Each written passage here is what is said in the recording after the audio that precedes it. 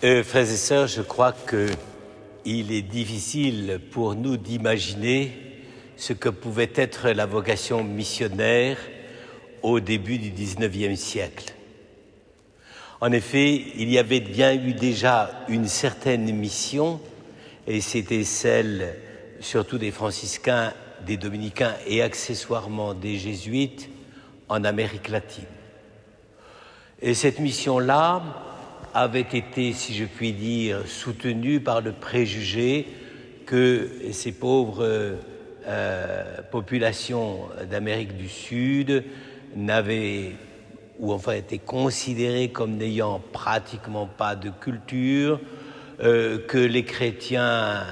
arrivaient surtout sous forme de conquistadors et dominaient toute la situation de façon plutôt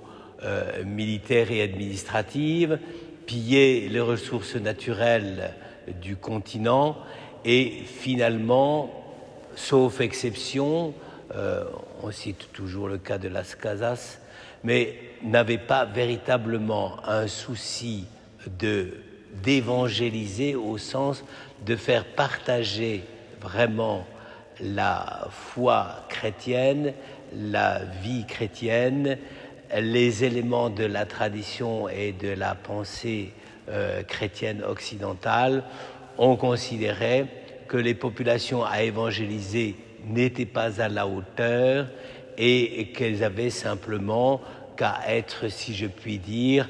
encadrées, enchâssées dans un autre système de vie sociale, n'est-ce pas, les fameuses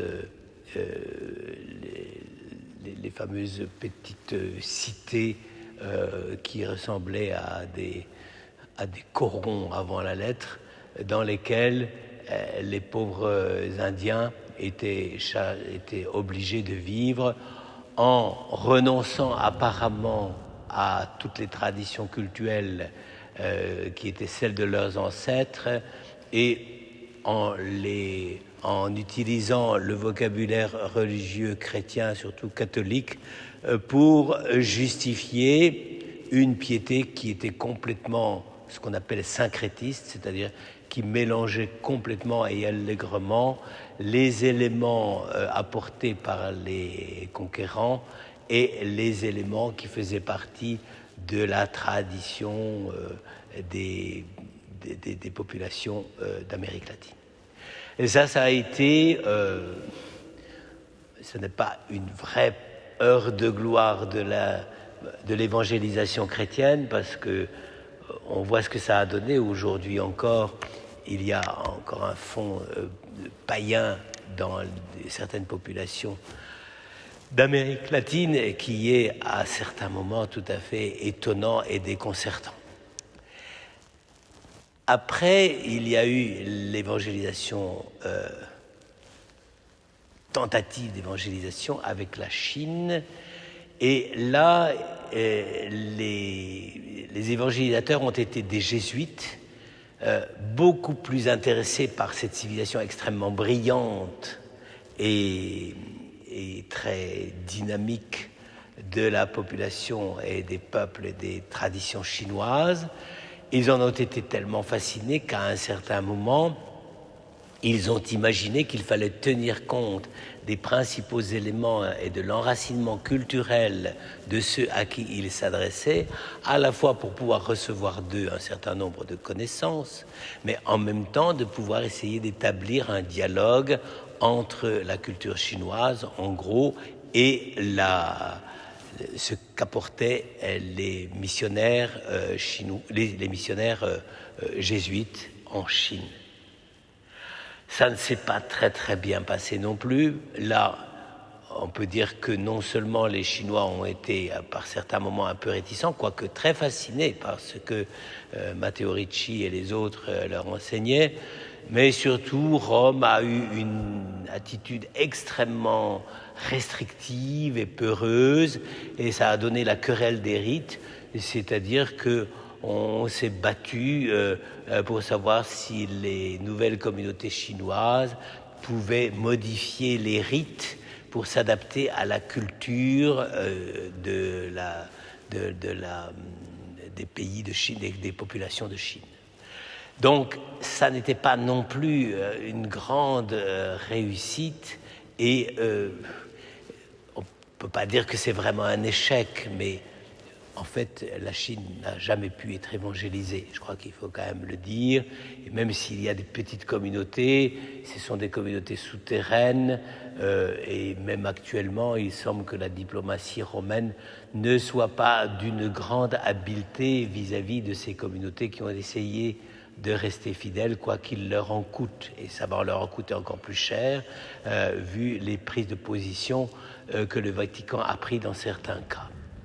Donc là, c'est aussi une deuxième chose. La troisième tentative est évidemment celle du 19e.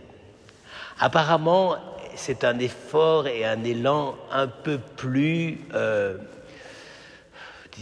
peu plus conscient de ses limites et de ses manques de connaissances. C'est quand même le début, pas tout à fait de façon parfaitement consciente, mais où on s'aperçoit qu'une culture, c'est une culture, et qu'une population, c'est une population, et qu'une nation, c'est une nation. Et que par conséquent, on ne peut pas y aller avec les gros sabots en disant, bon ben voilà, vous oubliez tout ce que vous avez été, et nous, on va vous faire revêtir l'homme nouveau, on va vous baptiser, on va vous dire la messe, et ça irait beaucoup mieux.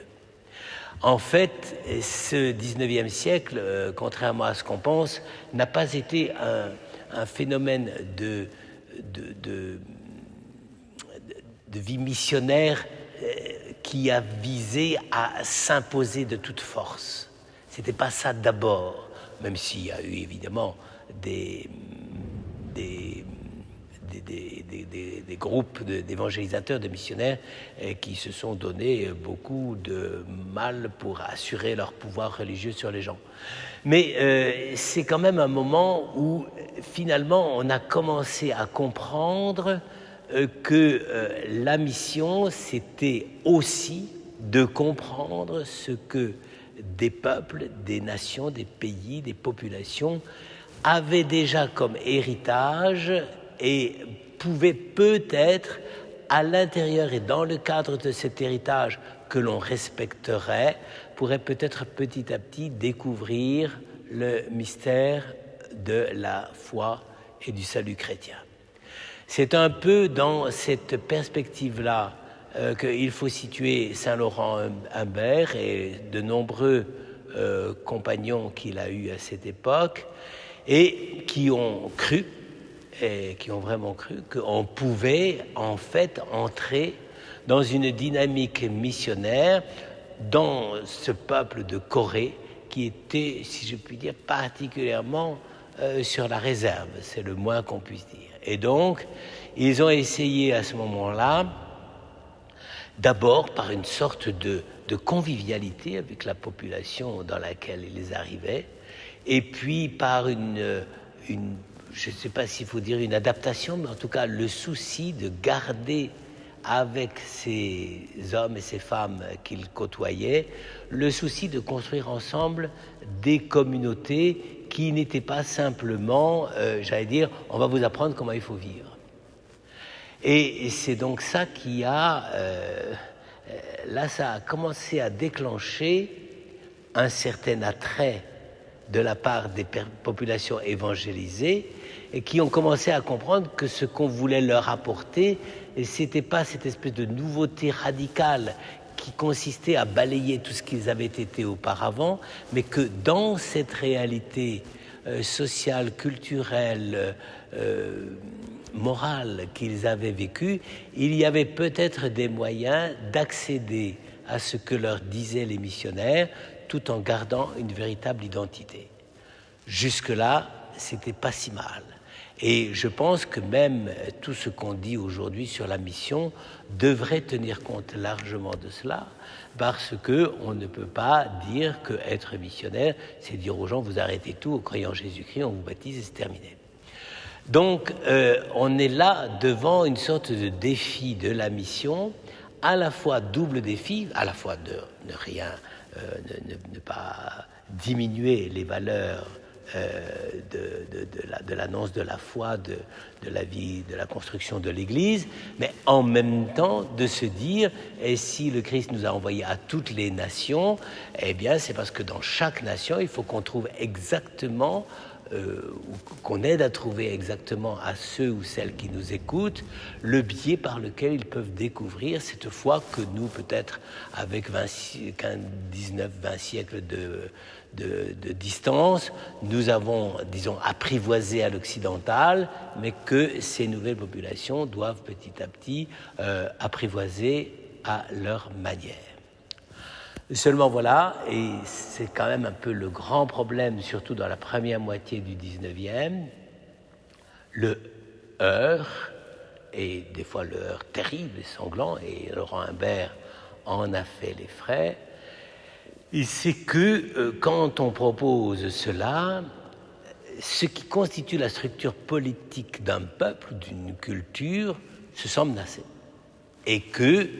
ça peut amener à cette espèce de situation où il faut trancher. Et où évidemment, les autorités politiques ne voient pas nécessairement d'un bon œil ceux qui viennent proposer de vivre à des communautés, de vivre une capacité de partager, de fonder ensemble une véritable communauté de confiance, d'amour et de proclamation de la foi, avec des éléments religieux qui dépassent souvent ce que ces traditions religieuses elles-mêmes avaient envisagé, et que à ce moment-là, eh bien, ça peut créer une sorte de division ou de malentendu à l'intérieur de la société, ainsi destinée à recevoir l'Évangile. Et c'est pour ça que, durant la première moitié du XIXe siècle, la mission, les missions qui venaient aussi bien de France que de quelques autres pays, pas énormément d'ailleurs, cette mission a été vouée, à la plupart du temps, à des conflits sociopolitiques, et qui ont fait que, effectivement, dans un premier temps, ça s'est soldé en général par le martyre des missionnaires. Donc, c'est là qu'on voit ce qu'a été le phénomène historique de la mission. Ce n'est pas simplement tout à coup des petits jeunes gens qui en 1805, 1810, sous le Premier Empire, on lut des vies de saints avec des martyrs, etc. C'était vraiment pas comme ça que ça se faisait. Il fallait quand même une intuition assez extraordinaire de la part de Laurent Humbert et des autres missionnaires coréens de l'époque pour imaginer ce qu'ils allaient vivre de l'autre côté, quand ils arriveraient là-bas. Si toutefois ils y arrivaient, parce que le scorbut faisait des